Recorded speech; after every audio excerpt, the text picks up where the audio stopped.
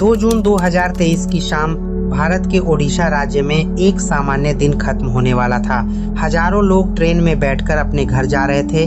कुछ लोग छुट्टियों से लौट रहे थे, कुछ लोग नौकरी के लिए यात्रा कर रहे थे। लेकिन किसी को नहीं पता था कि कुछ ही मिनटों में यह सफर भारत के सबसे भयानक रेल हादसों में बदलने वाला है। कुछ सेकंड की एक गलती और 3 ट्रेनें एक दूसरे से टकरा गईं। उस रात जो हुआ उसने पूरे देश को हिला दिया।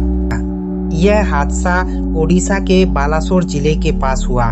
उस शाम लगभग 7 बजे कोरोमंडल एक्सप्रेस चेन्नई की तरफ जा रही थी। इस ट्रेन में लगभग 1200 से ज्यादा यात्री सवार थे।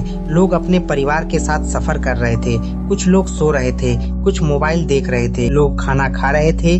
सब कुछ सामान्य लग रहा था, लेकिन किसी को अंदाजा नहीं था कि कुछ ही पलों में सब कुछ बदलने वाला है। उसी समय एक दूसरी train Howrah SMVT Bengaluru express भी उसी रूट पर जा रही थी। रेलवे ट्रैक पर सब कुछ सामान्य दिख रहा था, लेकिन सिग्नल सिस्टम में एक बड़ी गड़बड़ी हो चुकी थी।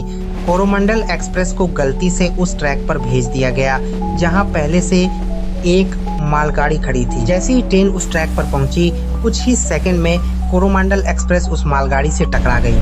टक्कर इतनी तेज थी कि कई डिब्बे हवा में उछलकर पटरी से उतर गए।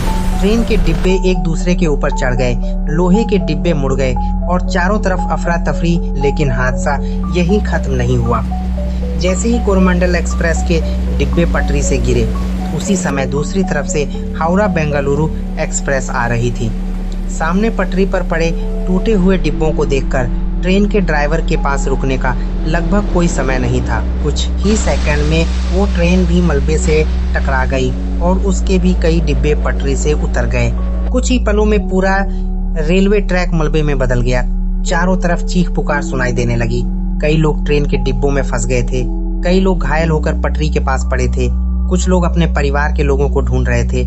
उस रात का दृश्य इतना भयावह था कि जिसने भी देखा वो कभी भूल नहीं सकता। हादसे के तुरंत बाद सबसे पहले आसपास के गांवों के लोग मदद के लिए पहुंचे। उन्होंने अपने घरों से टॉर्च, पानी और कंबल लेकर घायलों की मदद शुरू की। कई लोगों ने अपने हाथों से टूटे हुए डिब्बों के दरवाजे खोलने की कोशिश की।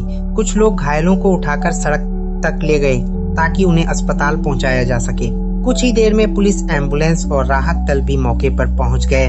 बाद में नेशनल डिजास्टर रिस्पांस फोर्स की टीमों को भी बुलाया गया और बड़े स्तर पर रेस्क्यू ऑपरेशन शुरू किया गया। पूरी रात बचाव अभियान चलता रहा। रेस्क्यू टीमों के सामने सबसे बड़ी चुनौती थी टूटे हुए डिब्बों में फंसे लोगों को सुरक्षित बाहर निकालना।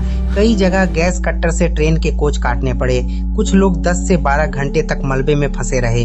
बचाव दल के जवान लगातार लोगों को निकालते रहे। घायलों को पास के अस्पतालों में भेजा गया। देश भर से डॉक्टरों की टीम मदद के लिए पहुंची, लेकिन तब तक यह हादसा बहुत बड़ा रूप ले चुका था। इस दुर्घटना में 280 से ज्यादा लोगों की जान चली गई और 1000 से ज्यादा लोग घायल हो गए। यह हादसा भारत के सबसे बड़े रेल हादसों में से एक बन गया। पूरा देश इस घटना से सदमे में था।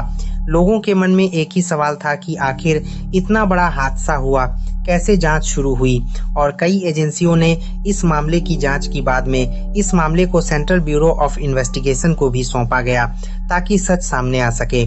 जांच में पता चला कि सिग्नल सिस्टम में बदलाव की वजह से ट्रैक गलत सेट हो गया था।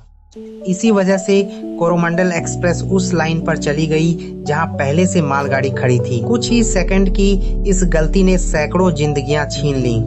इस हादसे के बाद रेलवे सुरक्षा को लेकर कई बड़े फैसले लिए गए। नई तकनीक और आधुनिक सुरक्षा सिस्टम को तेजी से लागू करने की योजना बनाई गई ताकि भविष्य में ऐसे हादसों को रोका जा सके।